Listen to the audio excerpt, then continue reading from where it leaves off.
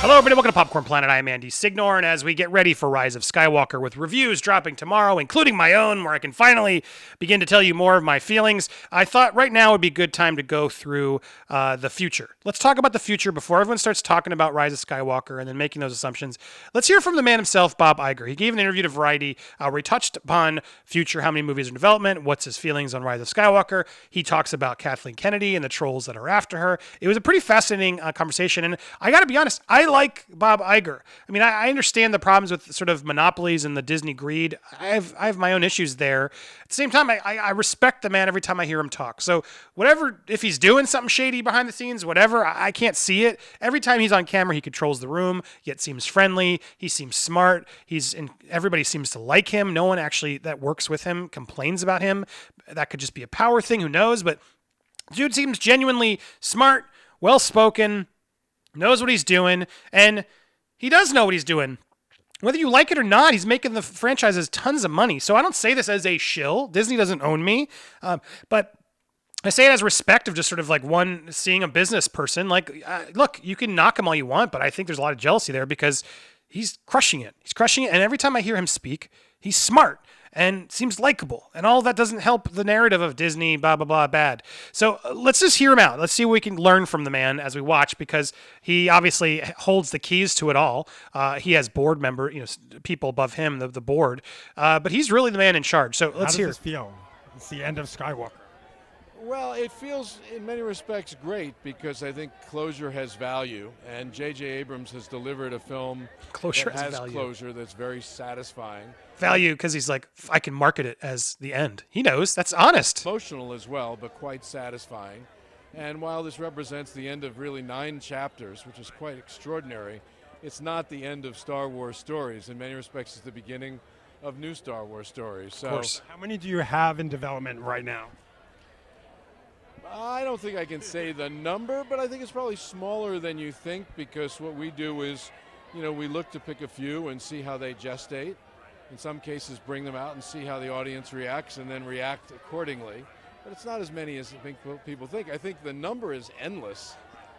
Look how smart that all was. Did you pay attention to that? He admitted there's not a lot of them. He's admitting that because he shouldn't admit and be confident there's a ton, because he doesn't really know yet. But he also is like, well, but the number's endless because it's Star Wars. We could make as many as we want. He's being calculated and smart and reserved. And that's rare with sort of these type of studio execs who are not only sort of to make a comment, but be out there publicly taking interviews and stuff. The guy wants to be out there and wants to control the news and be the force. So, pun intended. So impressive how he sort of pulls all that off. Be careful. The next one is really important. Right now, He's we're admitting enjoying how important the next one is. The reaction to The Mandalorian, our first live-action Star Wars And look at that series, spin. and the reaction to the He's child. like, let's talk about. And then he goes not only to spin it to Mandalorian, but let's talk about Baby Yoda because everyone loves. Baby that's in the series. Yeah. Did you have And any he takes the idea bait. people would react to Baby Yoda the way they have? Well, He's I like, think stop it would asking me be about the future of Star Wars. Let's talk about Baby Yoda. And the reporter's like, yeah, Baby Yoda. Let's talk about that. Wrong for me to say I knew exactly how everybody would react because it's been huge. But I did have a strong sense that it was a character people were going to love. I know my reaction as soon as I saw it, wow. I knew it was coming, too. But when you lay eyes on that character, there's something so compelling about that character. The old and the new, the adorable. He's also and the like, just intriguing. look, he's not looking So away. I He's not had a sense distracted. it was He's gonna be giving him a This moment. exceeded my expectations, of course. And Kathleen Kennedy said that maybe no more trilogies for Star Wars. What do you think about that?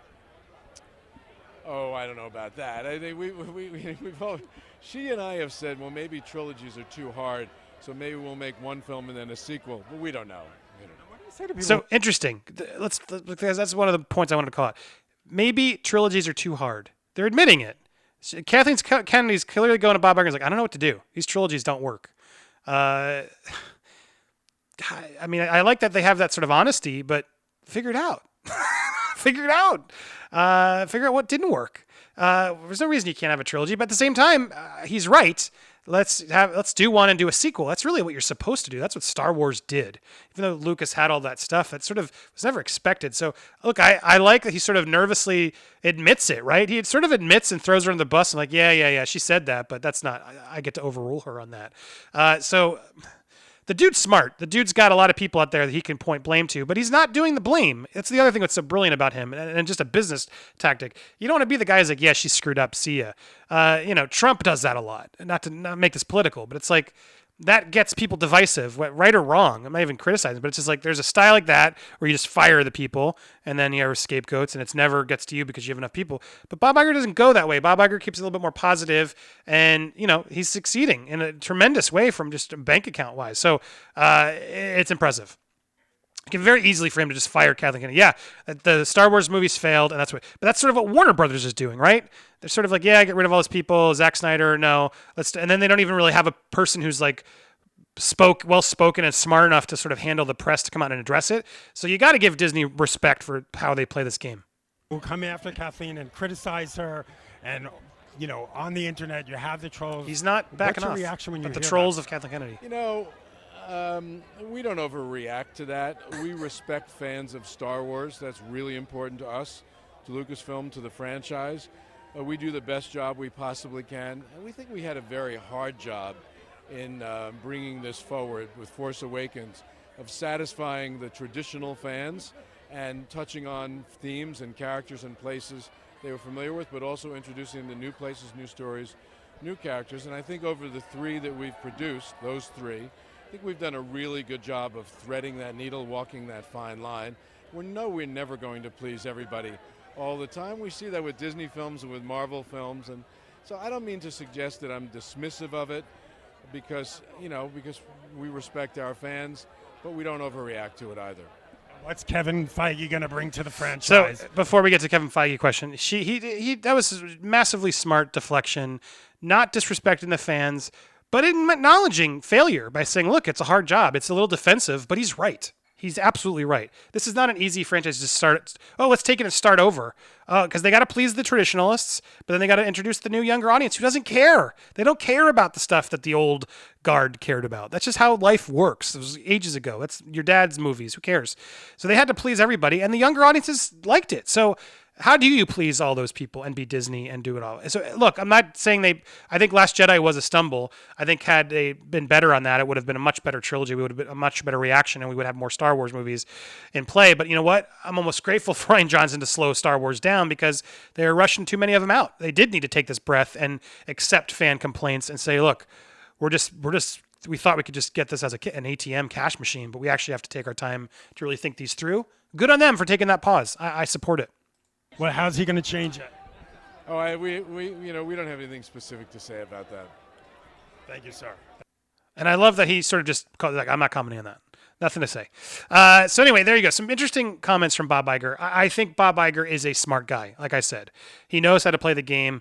That last question was sort of the one that sort of threw him off, but didn't even throw him off. He just was like, we don't have any comments on that right now. Everything else is sort of present, but he's not going to comment on what Kevin Feige's doing because they haven't made those announcements yet.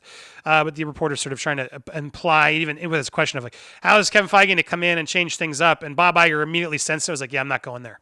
I'm not giving you anything to take in a soundbite that might make it seem like Kevin Feige's taken over because I don't believe he is. Feige can't take over Star Wars. He's going to be involved in Star Wars and make his movie. I believe that. But they're either going to let Kathleen Kennedy continue to do her job and try and turn it around, or they're going to eventually let her leave and then bring somebody else in. They're not going to do that until they know who can replace her. You don't fire someone of that stature with that much history. Go look at her filmography. Her work with Spielberg at Lucas, dude, she's a legend. You can't just fire a legend like that just willy-nilly just because the fans didn't like Last Jedi. It's a way bigger. There's contracts. There's she's too big of a player and a respected person in film.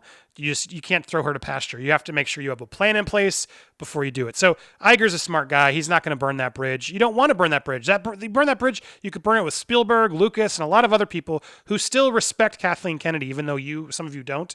It's Hollywood. It's a game, and I respect Kathleen Kennedy as a person and the movies she's made. I just don't think she knows Star Wars as well as she should have, and I think she made some mistakes. She got in some arguments with some filmmakers that probably wouldn't have even made good Star Wars movies for all we know. So what do we know? Who's really to blame? I don't know. All I know is Iger.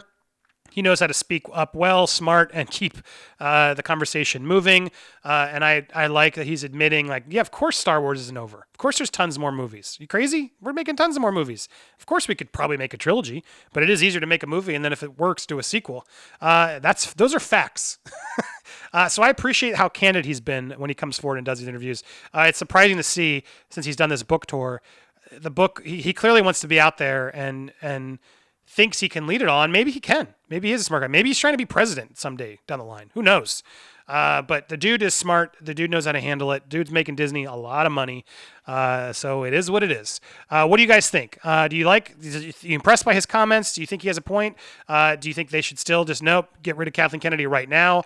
Is that really, you think, how the business works? Whatever you think, chime on down in the comments below. Hit me up on social media if you got any questions. And stay tuned for my review of Rise of Skywalker tomorrow, as well as Friday night. We'll be doing a spoiler live stream, Nerd Wars, moving from Thursdays to Friday. This week it'll be Friday, so we can really get into Star Wars chats, give you guys 24 hours to go see it. So go see it Thursday. Make sure you check it out Thursday, Friday morning, and join us then. Thanks so much for watching. May the Force be with all of us, and stay tuned. Bye, everybody.